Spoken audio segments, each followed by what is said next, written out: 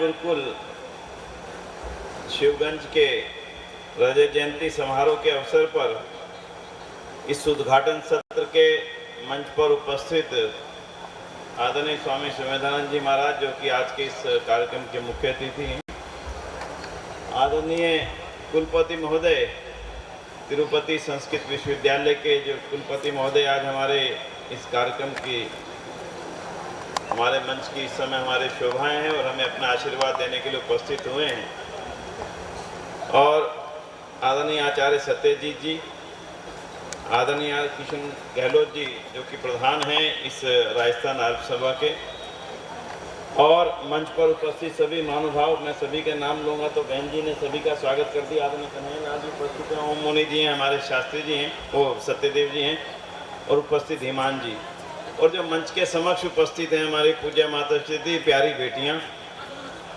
अभी आचार्य जी, आदरणीय सूर्य देवी जी इस कार्यक्रम की शुरुआत करते हुए कह रही थी कि हमारे इस गुरुकुल को चलते हुए आज 25 वर्ष पूरे हो गए हैं। तो मैं अपनी कल्पना सोच रहा था कि गुरुकुल को चलते हुए 25 वर्ष पूरे तो हुए हैं, पर मेरे विचार में ये आपके त्याग के 25 वर्ष पूरे हुए हैं। और ये सच्ची बात ये है कि आपको जिनसे प्रेरणा मिली, आपने उनको जो संकल्प दिया, ऋषि दयानंद ने अपने गुरु को संकल्प दिया था दक्षिणा रूप में कि सारा जीवन दूंगा। छोटा संकल्प नहीं था, निभाया था। कहना बड़ा आसान होता है, भाई साहब सहयोग कीजिएगा, हम भी कहते हैं हाँ हाँ जरूर करेंगे, जितना चाहोगे उतना करेंगे, लेकिन अपना पूरा जीवन जब देना होता है उस भट्टी में, उस तप की भट्टी में, कह देने के लिए जितना सरल है, मुझे लगता है कि जीवन को देना उतना ही कठिन है। लेकिन उस कठिनतर दायित्व को उन्होंने अपना जीवन का एक, मैं समझता हूँ कि दक्षिणा रूप में जो उन्होंने दिया, उसको जीवन का तप मान के उन्होंने पूरा किया। तो आज उनकी तपस्या के 25 वर्ष पूरे हुए। उनका मैं करतल धनी द्वारा और धन्यवाद के शब्दों के द्वारा उनका बहुत बहुत आभार करता हूँ कि उन्होंने हमें अवसर दिया जहाँ पर एकत्र होने का और आपका आशीर्वाद प्राप्त करने का। बंधुओं, सबसे पहले बेटियों ने यहाँ पर गीत रखा था, और गीत क्या, वेद की वाणी को संगीत में बांध करके रखा था, अपने ही संगीत में।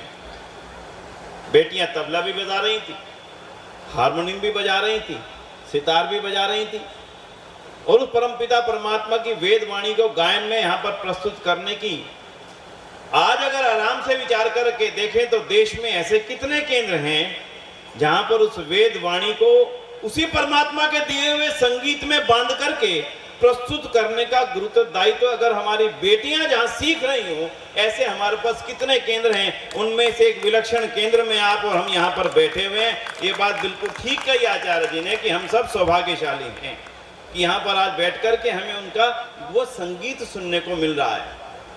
अनेक को समझ में नहीं आया होगा क्या बोला, ये हमारा दुर्भाग्य है कि नहीं समझ में आया, लेकिन जिन्होंने उस संगीत की गहराई में गए, जो उस वेद की गहराई में गई, और उन्होंने अगली पीढ़ियों के लिए संगीत को और इस वेद मंत्रों को सुरक्षित किया, उसके लिए उनको हम अपने करबद्ध होकर के उनके चरणों में नमस्कार करते हैं। बहुत बहुत आभार। बंधुओं, महर्षि दयानंद सरस्वती जी की 200वीं जयंती का वर्ष चल रहा है, आप सब जानते हैं। ऋषि दयानंद ने क्या क्या परिवर्तन किए, उन्हीं के बारे में हमारे बार बार बोलते रहने से भी वो परिवर्तन कितने आएंगे आगे आने वाले समय में, वो कोई बहुत ज्यादा नहीं बढ़ेंगे, क्योंकि हमने अभी जितना तप किया उसका परिणाम यहाँ पर हम देख रहे हैं। उन सारी बातों को तो नहीं मैं कहूंगा, लेकिन आज के परिप्रेक्ष्य में जो जरूरी बात है उसको थोड़ा सा आपके सामने रखूंगा। यहाँ हमारी वो बेटियां भी बैठी हैं जो इसी गुरुकुल में विद्या अध्ययन कर रही हैं। उनके माता पिता का लाख धन्यवाद है कि उन्होंने अपनी बेटियों को इस गुरुकुल में भेजा। अभी आचार्य जी बता रही थी, ऐसे अनेक परिवारों की बेटियां भी इस विद्यालय, इस गुरुकुल में पढ़ रही हैं, जिनका सीधे तौर पर सैद्धांतिक रूप से सामंजस्यता नहीं है, लेकिन इस गुरुकुल की प्रतिष्ठा और आर्य समाज के प्रति अपनी श्रद्धा और एक बेटियां मेरी इस गुरुकुल में सुरक्षित हैं, इस भावना के साथ उन्होंने भी अपनी बेटियों को यहाँ पर पढ़ने के लिए आचार्य जी की चरणों में भेजा है। ये एक बहुत ही बड़ी बात है। मैं संक्षेप में कहूंगा, संकेत में कहूंगा, समझना आपको रहेगा। वो बेटियां भी यहाँ पढ़ रही, उन्होंने अभी यहाँ पर अपने संगीत में अपने कार्यक्रम की प्रस्तुति भी दी थी। तो बंधुओं, संक्षिप्त समय है, क्योंकि काफ़ी समय हमारा इन कार्यों में अभी निकला, तो मैं समय का अतिक्रमण नहीं करूँगा। अभी पिछले दिनों में नवरात्र गए, दशहरे पे समाप्त हुए और 9 दिनों तक पूरे देश के अंदर बहुत बड़ा धार्मिकता का माहौल रहा।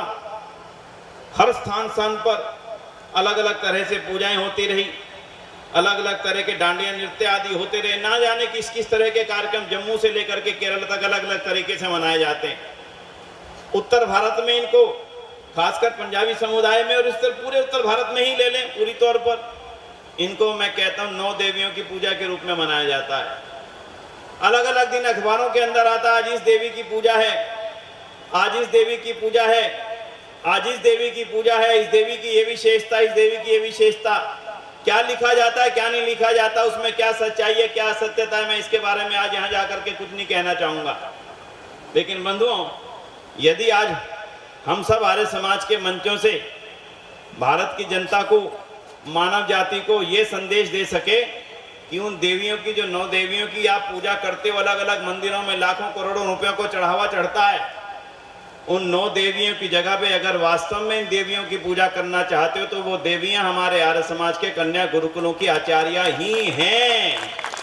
उन्होंने तो अपना जीवन दिया या नहीं दिया, उनका जन्म कहाँ हुआ कहाँ नहीं हुआ किसी को मालूम नहीं। उन्होंने इस संसार को क्या दिया, कहीं कुछ लिखित नहीं। उनके जीवन की क्या विशेषताएं कोई मायका ला करके बता दे कि उनके जीवन की विशेषताएं होंगी। पर एक काल्पनिक जीवन में जीने वालों ने 9 देवियों को गढ़ लिया और उनके नाम पर बड़े बड़े मंदिर बना दिए और उनके नाम पर पूजा करके लाखों करोड़ों रुपए को चढ़ाना शुरू कर दिया। पर बंधुओं, धन्य ऋषि देव दयानंद, जिसने हमें सच्ची देवियों के बारे में बता दिया, और सच्ची देवियों के बारे में मात्र बताया नहीं, वास्तव में सच्ची देवियां बनाने का मार्ग प्रशस्त करके इस समाज के सामने रख दिया। और उस मार्ग पर चलते हुए आदरणीय मेधा देवी जी, और ना जाने उस परंपरा से कितनी बहनें हमारी इस देवी परंपरा में आगे बढ़ी। हमारे मंच पर उपस्थित हैं आचार्य अन्नपूर्णा जी, यहाँ पर बैठी हैं। हमारे मंच पर उपस्थित है आचार्य धारणा जी, हमारे मंच पर उपस्थित है आचार्य हमारी सूर्य देवी जी चतुर्वेदा।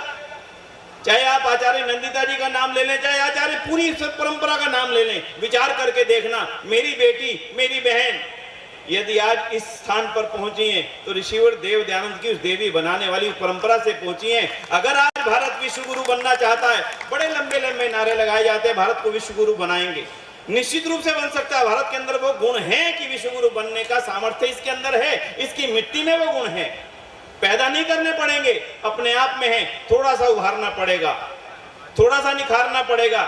यदि हम उन 9 देवियों की जगह इन देवियों की पूजा करने के लिए सारे समाज को तैयार कर सके तो मैं समझता हूं बहुत जल्दी ही भारत विश्व गुरु बनेगा। ये विचार करके रखना। क्यों?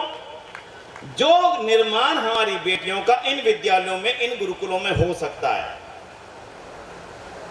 चाहे हम अपनी बेटियों को कहीं भी पढ़ा रहे हो, मेरा भी दुर्भाग्य हो सकता है, ये मेरा दुर्भाग्य हो सकता है, लेकिन जो निर्माण बेटियों का इन गुरुकुलों में होगा, मुझे लगता है वही बेटियां आगे चल करके, जिनके कारण से भारत विश्व गुरु था कभी, वो बेटियां तो इन्हीं गुरुकुल में निर्मित हो पाएंगी। इसलिए इन बेटियां का भी सौभाग्य है और इनके माता पिता का भी सौभाग्य, अगर वो यहाँ बैठे हो तो, कि आपने बहुत बड़ा, जितने भी माता पिता बैठे एक बार हाथ उठाएंगे जिनकी बेटियां यहाँ पढ़ रही हैं, भाई एक बार इनके माता पिता के लिए जोरदार तालियां बजाइए आप। जो सच्ची बात है ये है, और आप बहुत बड़े सौभाग्यशाली हो, ये मैं आप मंच से आपका नमन करता हूं।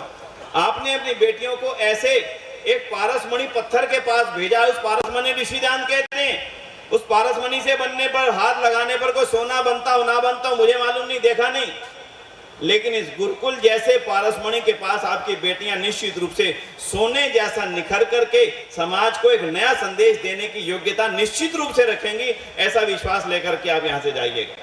इसलिए बंधुओं, बहुत अधिक क्या कहूं, महर्षि दयानंद की 200वीं जयंती के ऊपर मैं इन बेटियों से एक अनुरोध कर सकता हूं। ऋषिवर देव दयानंद ने जो कार्य किया था वो सरल कार्य नहीं था, बड़ा कठिन कार्य था।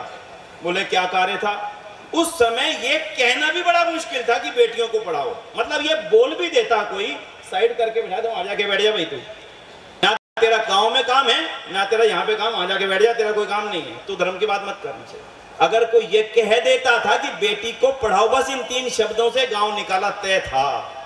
आप कल्पना करो, ये भी कहा बेटियों को पढ़ाओ, स्कूल भी खोले, स्कूलों में पढ़ाया भी, उसके पश्चात हॉस्टल भी खोले। अरे बेटी को घर से बाहर निकालना मुश्किल था, हमेशा के लिए हॉस्टल में रखना कितना बड़ा कठिन काम था। लाला देवराज ने क्या क्या सहा है, आर्य समाज का इतिहास पढ़ करके देखना। जिन्होंने पहला कन्या महाविद्यालय खोला जालंधर के अंदर, कल्पना नहीं कर सकते आप उस विद्यालय को खोलने का, उनको कितना बड़ा पुरस्कार मिला जीवन के अंदर। उनकी जीवनी पढ़ करके देखिएगा लाला देवराज जी की। उसके पश्चात में गुरुकुल खोलना, गुरुकुल में बेटी पूरे समय रहेगी। और उसके आगे चलिए, आज भी हमारे अनेक धर्म गुरु इतने बड़े बड़े मंचों से सज करके करोड़ों रुपए के पंडालों में बैठ करके इस धरती पर उन देवियों की पूजा करने के नाम पर बने पंडालों में बैठ करके जब ये बोलते हैं कि मेरी बेटी को यज्ञ करने का अधिकार नहीं, मेरी बेटी को यज्ञोपवीत पहनने का अधिकार नहीं, और मेरी बेटी को गायत्री मंत्र पढ़ने का अधिकार नहीं, ये हमारे छोटे छोटे गुरुकुल उन करोड़ों के पंडालों को जवाब देने का पर्याप्त बड़ा मंच है, जहां पर गायत्री मंत्र छोड़िए, वेद के 20,500 मंत्रों को गायन में करने का सौभाग्य जिन बेटियों को मिल गया, मैं समझता हूं इससे बड़ा उत्तर हो नहीं सकता उनका बंधुओं। इसलिए आज के इस मंच पर मैं ऋषि देव दयानंद को नमन करता हूं। वो ना होते कुछ भी ना होता। सच मानना बेटियों, जितनी तुम बैठी हो यहां पर, ऋषि दयानंद ना होते तो बेटियां कम से कम ना यहां पर होती और ना यहां पर होती, ना मंच पर होती ना नीचे होती, केवल घर की 4 दीवारी के अंदर होती, और जो विधवा हो जाती थी वो हमारे वृंदावन के मंदिरों के अंदर होती। बाकी की दुर्दशा का वर्णन मैं नहीं करूंगा। इसलिए आओ 200वीं जयंती पर जो अभी भी न्यूनताएं हैं समाज के अंदर, अभी भी हैं भाई, और वो भी गुरुकुल जो खोला राजस्थान की धरती पर। अभी हमारे जयपुर में बड़ा महासम्मेलन हुआ, अरे वहां पर विरोध हो गया, गुरुकुल बेटियों को तुम यज्ञोपवीत पहनाओगे। अब 2023 में विरोध हुआ। सोचो 1875 में, 1870 में क्या स्थितियां होंगी, कल्पना करना बंधु। 2023 में जयपुर जैसे पढ़े लिखे शहर के अंदर अगर ये विरोध होता है, बेटियों को यज्ञोपवीत नहीं दिया जाएगा, हम तुम्हारा विरोध करेंगे। हमारे प्रधान जी ने कह दिया विरोध करो तो करो, बेटियां तो यज्ञोपवीत लेंगी ही। और लिया और दिया गया यज्ञोपवीत, सारे अखबारों के अंदर फोटो छपी। तो बंधुओं, धारा के विपरीत चलना जो दयानंद ने हमें सिखाया था, वो आज भी हमारे हृदय में, हमारे खून में वो दौड़ रहा है।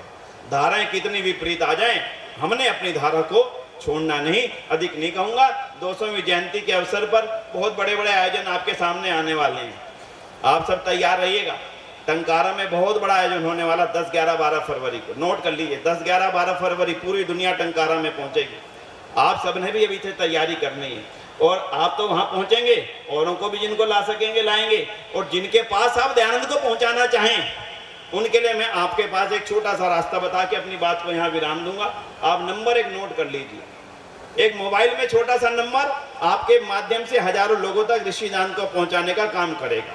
बहुत छोटा नंबर है, जल्दी याद हो जाएगा। मोबाइल निकाल लो, डायल कर लो 8447, बस इतना याद रखना। 8447 8447 और आगे 200 200 जोड़ दो, सरल है ना जी। 8447 200 200, बस इसको डायल करना। ऋषिदान का सारा जीवन, ऋषिदान के कार्य, उनकी घटनाएं, उनकी पुस्तकें, उनकी जीवनी, उनकी बच्चों की जीवनी, उनके ऊपर बने हुए वीडियो और उनका जीवन का घटनाक्रम का सारा आपको इस मोबाइल नंबर के माध्यम से आपके मोबाइल में आ जाएगा।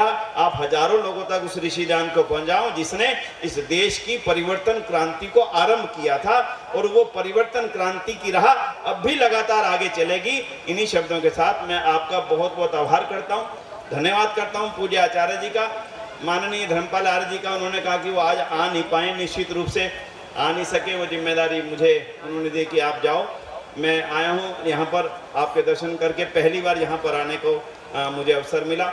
उनकी ओर से 1,51,000 रुपये की राशि उन्होंने सहयोग स्वरूप यहाँ पर भिजवाई है। मैं उनका बहुत बहुत आभार करता हूँ धर्मपाल आर्य जी का, और उनकी ओर से भी इस रजत जयंती समारोह के अवसर पर उनकी ओर से बहुत बहुत शुभकामनाएं, बहुत बहुत उनका आभार। आप सभी का बहुत बहुत आभार। ओम शांति, ओम शम, धन्यवाद।